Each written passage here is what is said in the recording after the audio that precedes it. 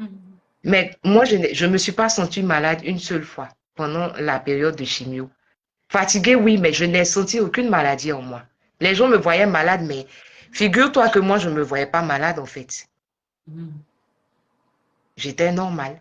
Genre, c'est quelqu'un qui est fatigué, elle est au repos et puis elle prend ses médicaments, mais je n'ai senti aucune maladie en moi. Je pense que c'est ce qui s'appelle le miracle. Ça doit être ça, le miracle. Être malade et puis ne pas se sentir malade. Mhm. Mhm. Être malade, ne pas sentir la maladie. Avoir le courage de faire une rééducation et retrouver sa mobilité. Mhm. C'est pas Parce que évident. j'avais mal pendant la kinésie. C'était douloureux, ça faisait mal.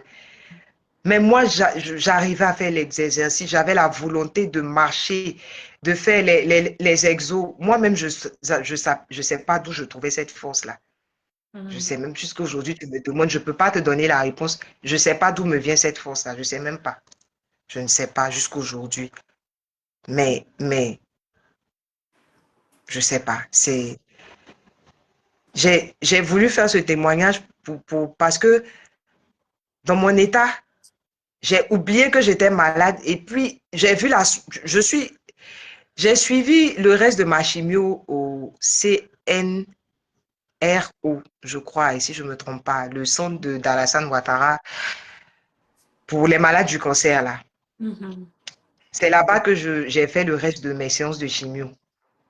Donc Mhm. là, je ne dormais pas là-bas. Je partais tôt le matin et puis je revenais. Mais toutes les 3 semaines. Et c'était 3 jours de chimio toutes les 3 semaines. Comme ça. C'était chaque fois comme ça, jusqu'en mars.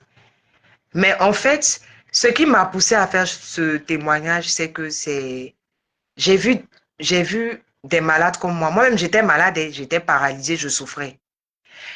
Mais j'ai vu des gens venir se soigner seuls et repartir seuls à la maison pendant que moi, j'avais ma soeur, ma maman, mon papa qui garait sa voiture pour que quand je sorte du fauteuil roulant, on puisse me déposer dans la voiture.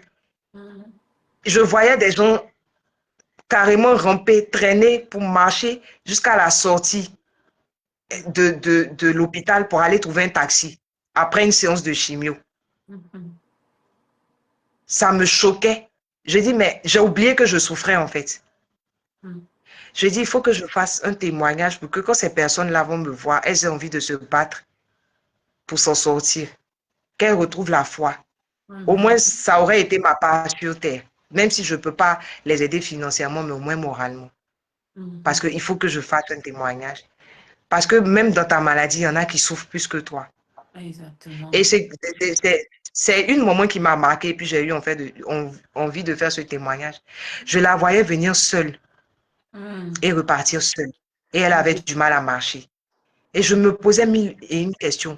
Où est son mari? Où sont ses enfants? Où est sa soeur? Où est sa meilleure amie? Où est sa cousine? Mais ils sont où? Et puis la femme la souffre comme ça seule. Pendant que ma soeur est là, ma maman est là, mon papa vient du village pour moi. Mes cousins défilent à la maison. Comment? Mais pourquoi elle est seule en fait? C'est les questions que je me posais. Pourquoi? Pourquoi ils l'ont abandonné? Est-ce qu'ils l'ont abandonné? Ils sont où? Qu'est-ce qui lui reste comme membre de la famille? Mais pourquoi ils lui ont tourné le dos? Est-ce qu'il la voit? Elle peut s'en sortir. Elle va rentrer à la maison. Elle va préparer comment? Elle va Mhm. se laver comment?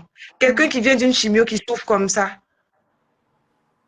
J'ai oublié que j'étais malade. Je dis, si je sors de là, si je ne fais pas un témoignage, c'est pas bon. Il faut que je fasse un témoignage. Mhm.